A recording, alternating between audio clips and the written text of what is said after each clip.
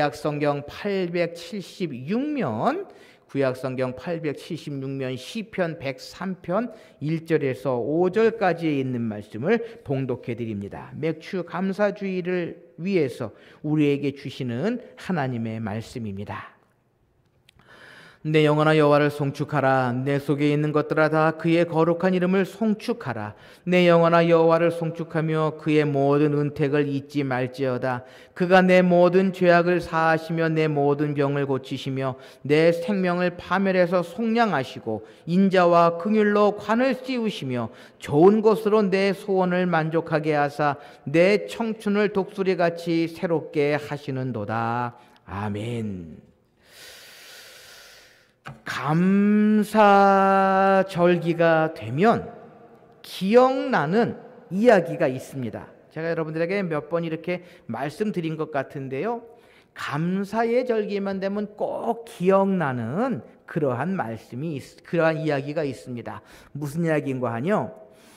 어느 가난한 농부가 너무 가난해서 생계를 유지할 수가 없었습니다. 그런데 이 농부가 생각하기에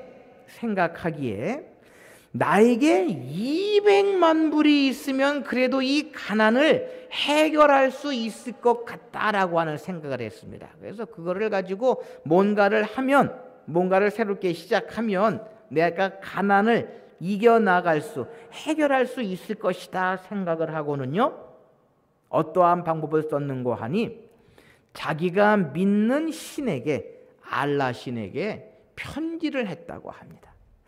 알라 신이요, 저를 불쌍히 여기사 200불만 주십시오.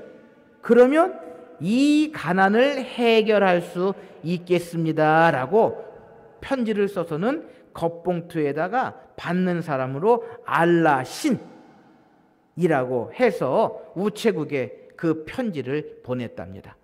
그 편지가 전달됐겠습니까? 안 됐겠습니까? 물론 안 되죠.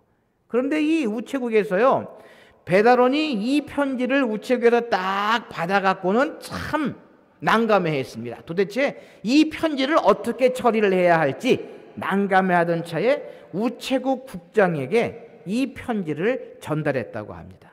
그랬더니 우체국 국장도 이 편지를 보고는 자기가 혼자 해결할 수 없어서 그 나라의 대통령, 그러니까 백성이 가난에 힘들고 어려워한다라고 하는 그 편지를 대통령에게 전달했다고 합니다. 이 편지를 뜯어봤던 대통령은 이상하기도 하고 측은한 마음이 들기도 하고 해서 200불은 너무 많고 100불만 그 봉투에 다시 넣어서 그 농부에게 전달해 주었다고 합니다.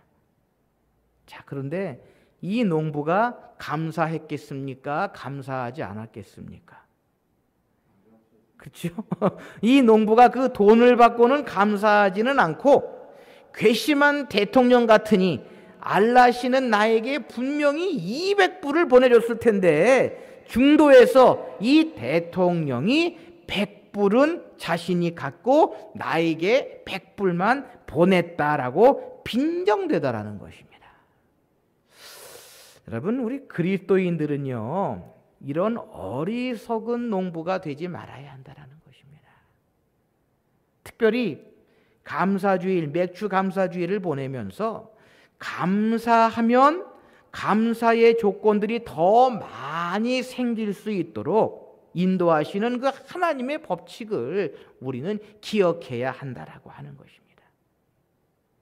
감사하는 사람들에게는 더욱더 많은 감사의 제목을 허락하시고요, 하나님의 은혜를 깨닫고 은혜를 기억하는 사람들에게는요, 더욱더 많은 풍성한 은혜로 허락하시는 분이 우리 하나님이시다라고 하는 것입니다.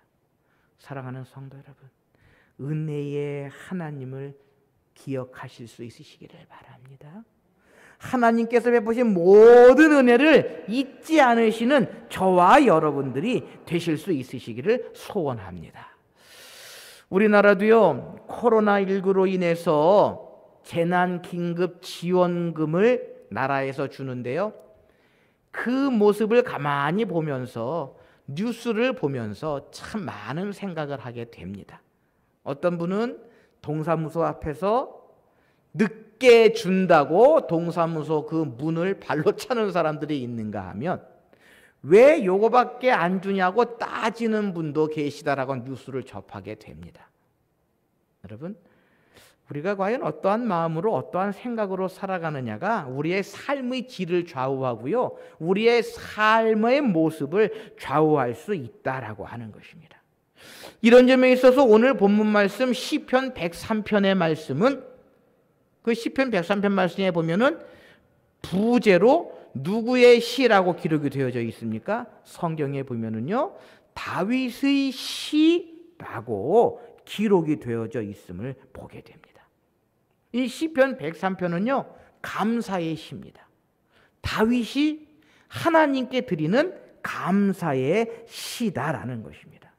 고난과 아픔의 모든 세월들을 살아온 다윗이 지나온 모든 세월들, 지나온 모든 시간들을 돌아보면서 하나님의 한이 없으신 사랑과 은혜를 힘입었음을 감사하며 고백하고 있는 것이 이 시편 103편의 내용입니다. 특별히 3절, 4절 말씀에 보면은요, 하나님의 놀라운 사랑과 자비를 이 시편 기자는 감사하고 노래하고 있다라는 것입니다.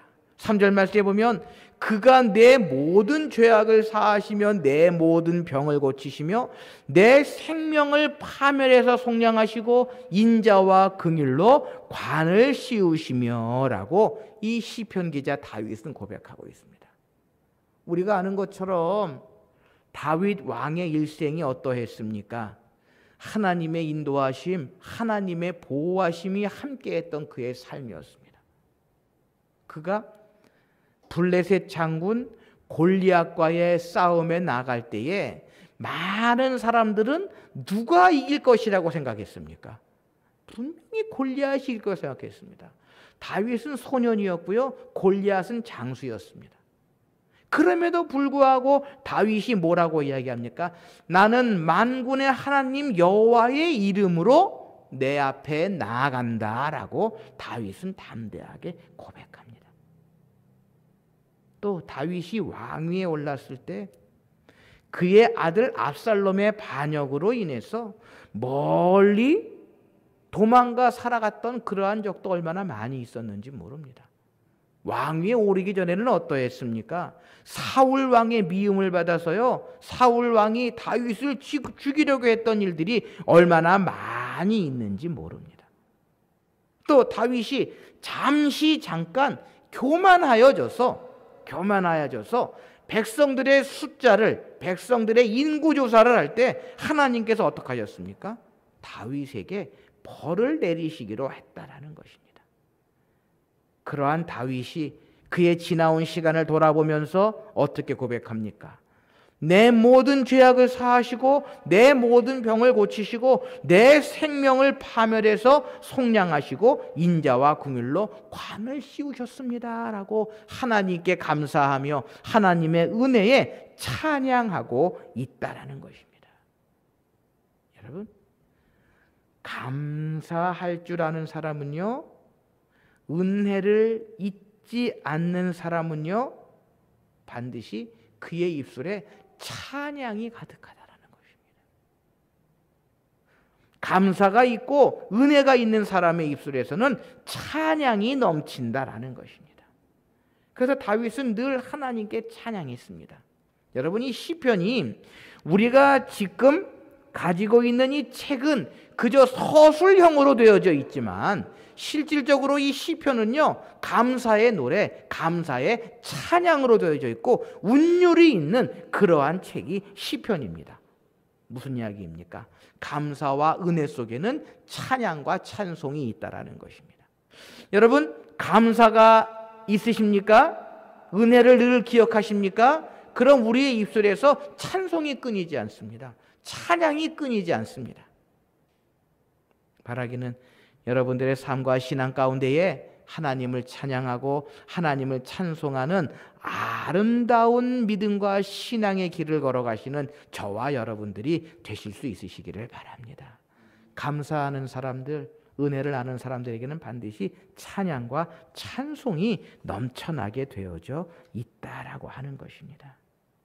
자, 그렇다면 우리의 삶은 모두가 하나님의 은혜로 되어진 것이며 은혜 아닌 것이 없음을 새롭게 고백해야 하는 우리의 그 삶 속에 참으로 은혜 받은 사람들은 어떠한 마음으로 어떠한 생각으로 살아가야 하느냐라고 하는 것입니다.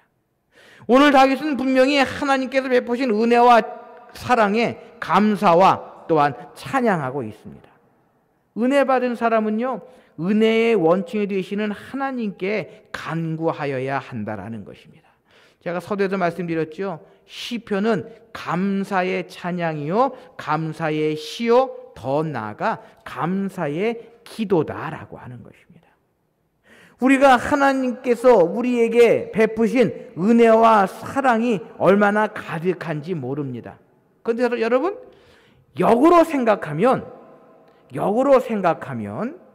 우리가 하나님께 감사할 수 없고 하나님의 은혜가 없는 것처럼 느껴지는 이유가 어디 있는가 하면은요, 우리가 하나님께 간구하지 못하기 때문입니다. 하나님께서 우리에게 베풀어 주실 은혜와 우리에게 허락하실 모든 것을 하나님께 간구하지 않기 때문이다라는 것입니다. 여러분, 자녀들을 키워보셔서 아시겠지만 자녀들이 배가 고프면 어떻게 해야 합니까? 울어야 합니다. 그래야 부모님들이 우유를 주고 젖을 주지요. 여러분들의 자녀들이 용돈이 필요할 때 어떻게 합니까? 뭐 자신들이 돈을 번지 않을 때에는 부모님들한테 엄마, 아빠, 나 용돈 필요합니다. 용돈 주세요. 라고 이야기를 할 때에 그때 저야 비로소 부모님들이 용돈을 드립니다. 근데 한 번은 학교 다닐 때에 그런 적이 있어요. 학교 다니면은 참고서를 사잖아요. 근데 그 참고서의 가격을 부모님들이 아십니까? 모르십니까? 잘 모릅니다. 그래서 참고서 가격이 한 3,000원 하면 엄마한테 얼마라고 합니까? 5,000원이라고 이야기를 합니다. 그럼 부모님들은 어떻게 합니까? 아니야, 3,000원이야. 3,000원만 딱 주십니까? 아니면 달라는 대로 주십니까? 저희 부모님들은 달라는 대로 주십니다. 어떤 부모님들은 돈 주시면서 그렇게 이야기하시는 부모님들이 계시대요. 참고서 갖고 와봐라. 가격이 맞는지 보겠다라고. 저희 부모님들은 안 그러셨거든요. 우리 하나님도 마찬가지입니다. 하나님의 은혜를 받기를 원하십니까? 그렇다면 하나님께 간구하십시오. 하나님, 나의 삶 속에 이러한 것들이 필요합니다.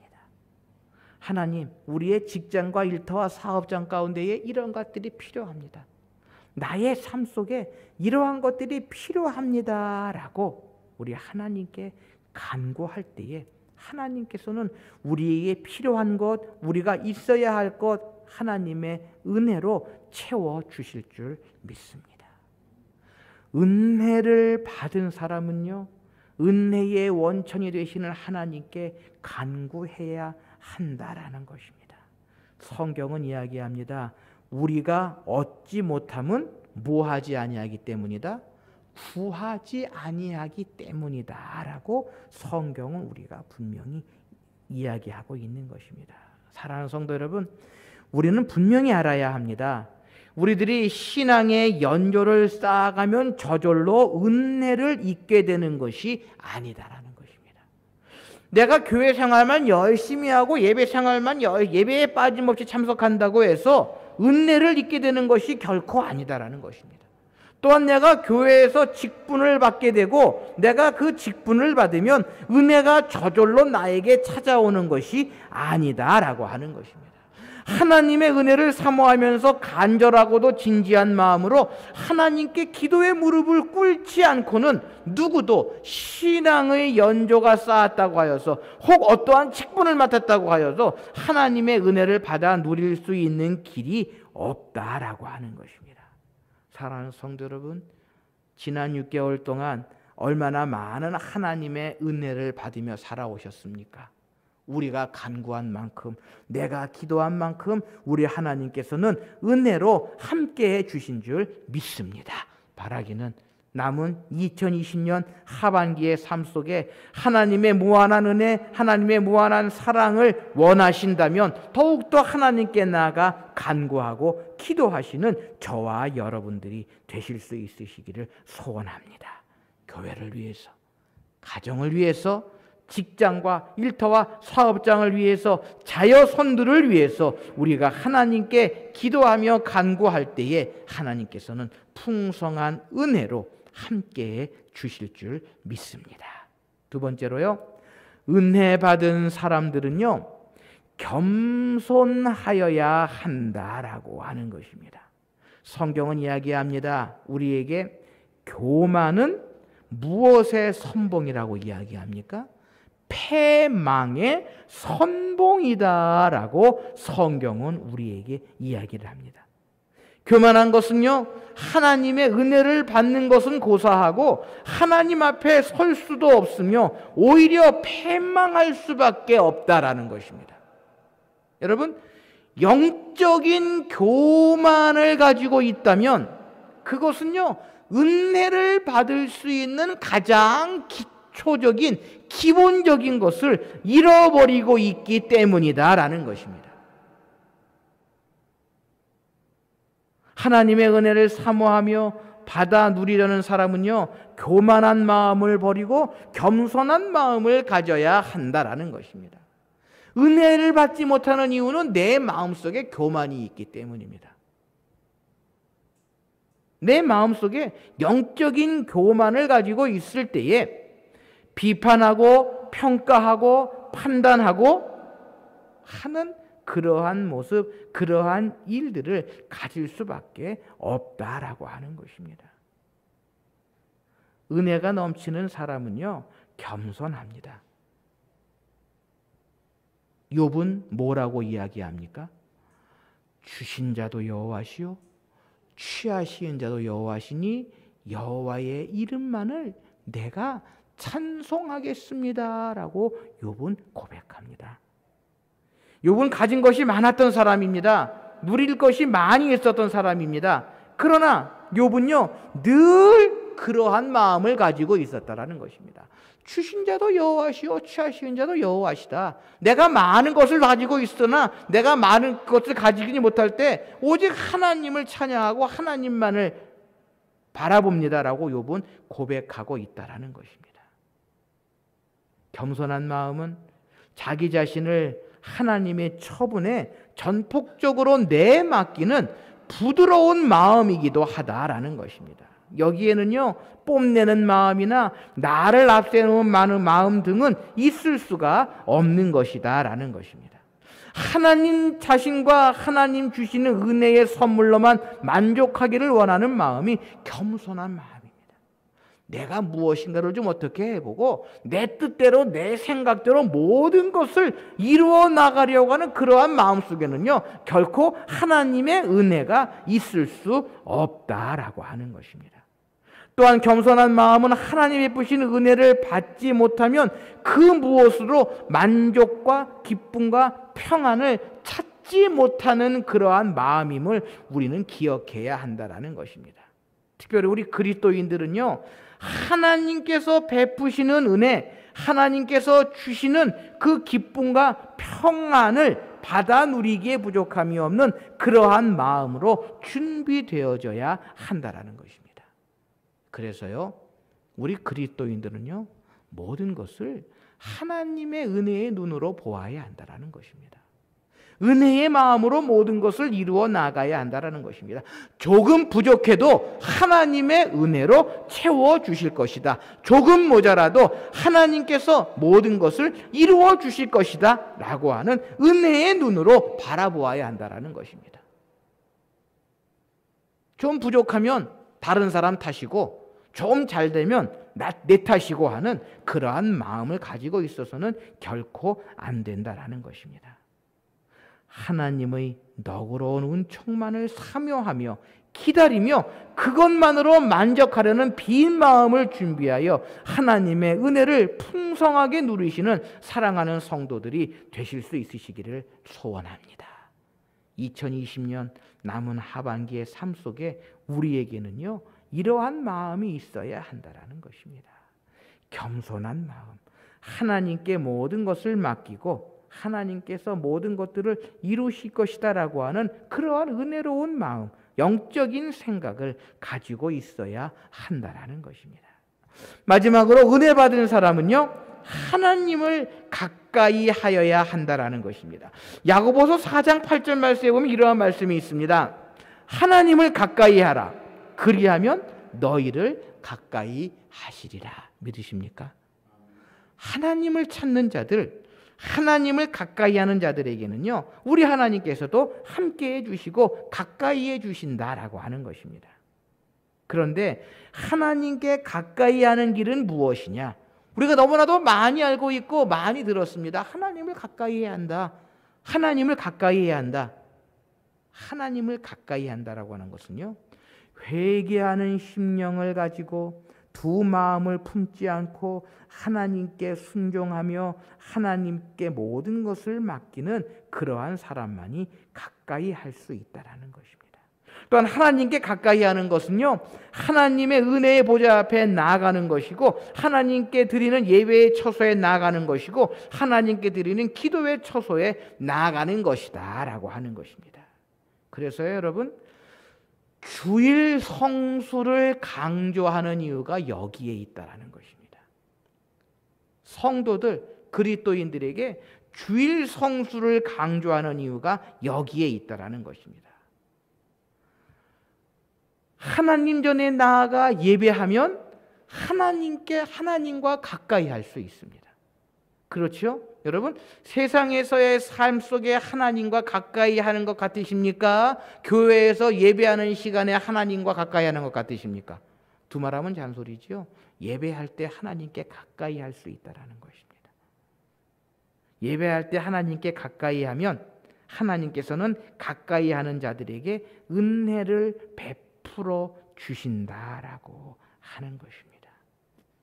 사랑하는 성도 여러분, 은혜를 받은 사람, 은혜 받기를 원하는 사람은요, 하나님을 가까이 해야 한다라고 하는 것입니다. 하나님께서는 하나님을 찾는 자들, 하나님을 가까이 하는 자들에게 은혜 베푸시기를 원하시는 우리의 하나님이시다라고 하는 것입니다.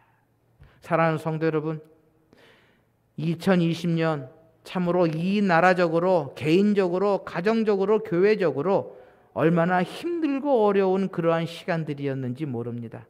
그러나 이 모든 은혜를 잊지 않는 사람만이 견고히 설 수 있다는 것입니다. 개인적으로, 가정적으로, 교회적으로, 나라적으로 힘들고 어려운 일들이 많이 있었지만 그럼에도 불구하고 그 속에서 하나님 베푸신 은혜를 잊지 않는 사람만이 견고히 설 수 있다는 것입니다. 왜요? 은혜의 하나님을 의지하고 붙잡고 나아갈 수 있기 때문이다라는 것입니다. 그러나 우리는요, 너무도 잘 잊어버립니다. 그래서 우리는 많은 것을 놓칠 때가 얼마나 많이 있는지 모릅니다.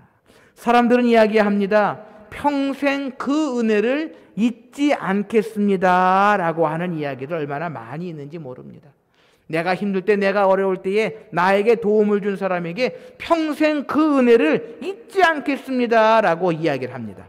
그러나 세월이 지나면 어떻게 됩니까? 흐지부지 되어 가고요, 언제인지 모르게 원수지간으로 변해지는 그러한 일들을 세상에서 우리가 얼마나 많이 보게 되는지 모릅니다. 사랑하는 성도 여러분, 맥주 감사주의를 지킵니다. 우리 그리스도인들은, 함께 예배하신 우리 모든 성도님들은 하나님 베푸시는 그 은혜를 잊지 않는 아름다운 믿음과 신앙의 주인공들이 되실 수 있으시기를 소원합니다. 그 모든 은혜를 잊지 말아야 합니다. 그럴 때에 하나님께서 우리에게 더욱더 풍성한 은혜로 함께해 주실 줄 믿습니다. 마지막으로 뉴욕 대학 부속병원 재활센터 벽에 걸려 있는 글을 소개하면서 우리 말씀을 좀 마치려고 합니다. 제목이요, 나는 가장 많은 행복을 받은 사람이다 라고 하는 그러한 글입니다. 큰일을 이루기 위해 힘을 주십사 하나님께 기도했더니 겸손을 배우라고 연약함을 주셨습니다. 많은 일을 해낼 수 있는 건강을 구했더니 보다 가치 있는 일을 하라고 병을 주셨습니다. 행복해지고 싶어 부유함을 구했더니 지혜로워지라고 가난을 주셨습니다. 세상 사람들의 칭찬을 받고자 성공을 구했더니 뽐내지 말라고 실패를 주셨습니다. 삶을 누릴 수 있는 삶 그 자체를 선물로 주셨습니다. 구한 것 하나도 주시지 않았지만 내 소원 모두 들어주셨습니다. 하나님의 뜻을 따르지 못하는 삶이었지만 내 마음속에 진작에 표현 못한 기도를 모두 들어주셨습니다. 나는 가장 많은 축복을 받은 사람입니다. 하나님의 은혜를 기억하시면서 날마다 이러한 마음으로 세상의 일과 가정의 일과 교회의 일을 이루어 나가시는 저와 여러분들이 되실 수 있으시기를 바랍니다. 함께 기도하십시다.